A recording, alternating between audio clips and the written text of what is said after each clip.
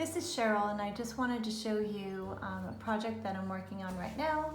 It is the Whimbrel baby blanket, and I am using, this pattern was written by Sarah to go along with this yarn called Whimbrel or Whimbrel, Quince & Co. It is worsted weight organic cotton, and this one, I think the color is called Land.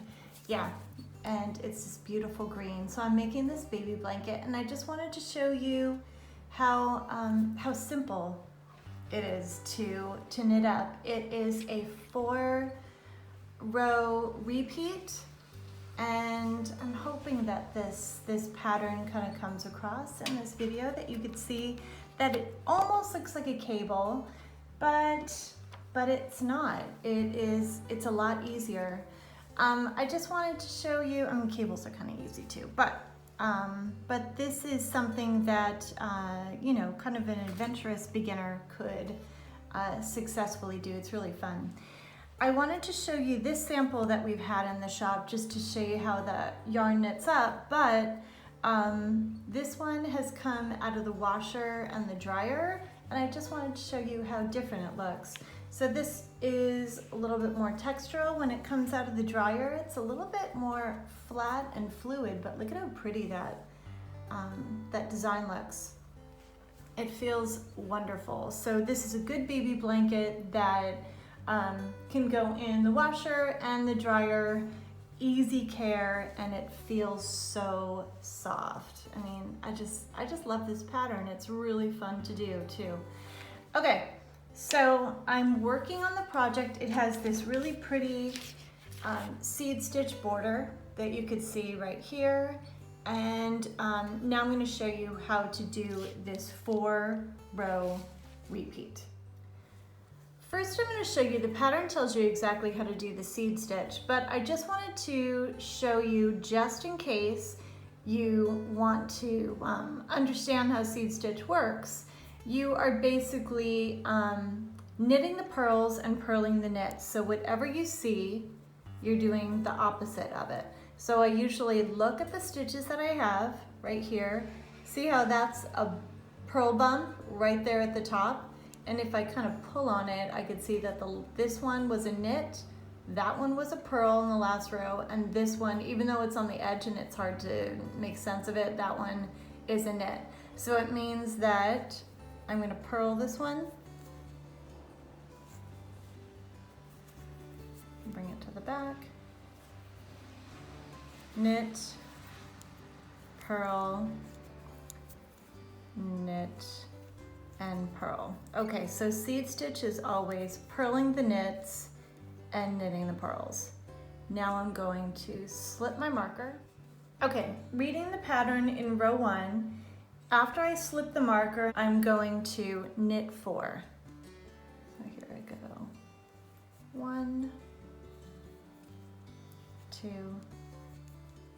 3, 4. Let's see what comes next. Now the repeat starts. So I'm going to purl 2 and knit 3. So I'm bringing the yarn to the front, and I'm going to purl 2, purl 1, purl 2, and now I'm going to knit 3. 1, and this stitch looks kind of weird. See how like loose it is? It's because it was a yarn over from the previous row. So I'm just going to pretend it's a regular stitch, knit that,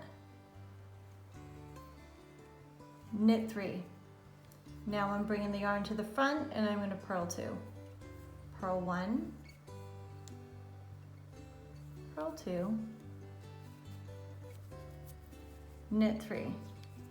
1, 2, 3. So basically what I'm doing on this row is I'm just knitting it as I see it. So here I'm bringing the yarn to the front. See how you see 2 purl bumps right here? Purl, purl. I'm purling those. Purl. Slip it off. Purl. Bring the yarn to the back and knit 3. Knit 1, knit that funny yarn over stitch, 2, and 3. That's all there is to this row. Purling 2, knitting 3, all the way to the end, and then I keep going until I'm 1 stitch before the marker. I purl that, slip the marker, and then I do the seed stitch border. Let's go to row 2. Now I am sliding this over to the other side, and let's see, what is the first thing I do? After I slip the marker, I'm going to knit 1, and then I'm going to purl 3, 1,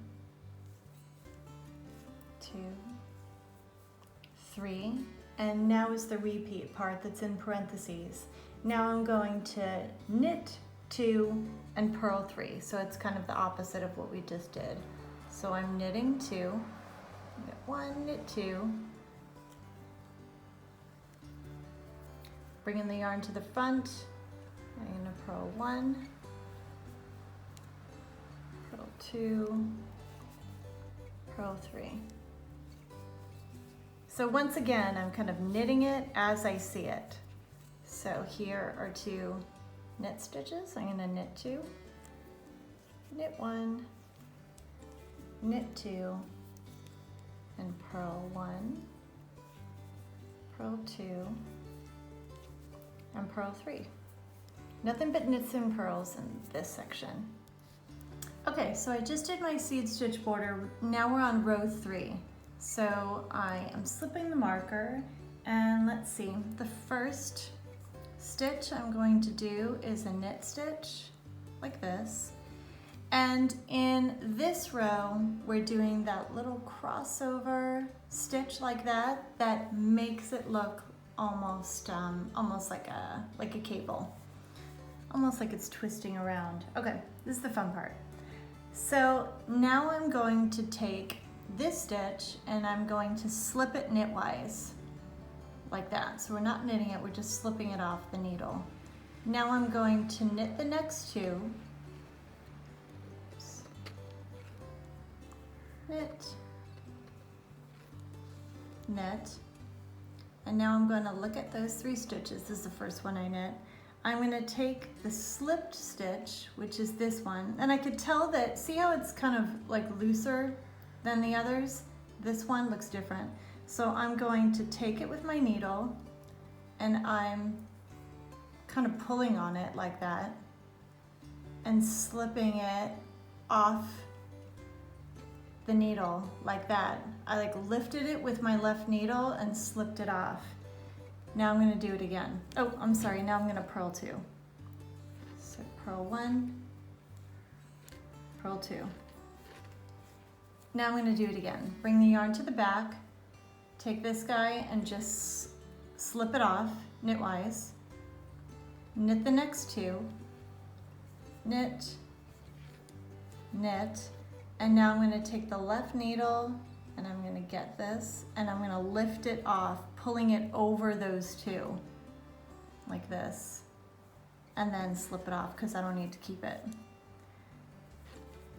Now I'm going to purl 1 and purl 2. Let's do that one more time, and then I'm going to do that all the way across. So see how that results in that stitch that kind of has a diagonal line and it kind of looks like it's twisting around. So here I am taking this guy off, slipping it, knit the next 2, knit,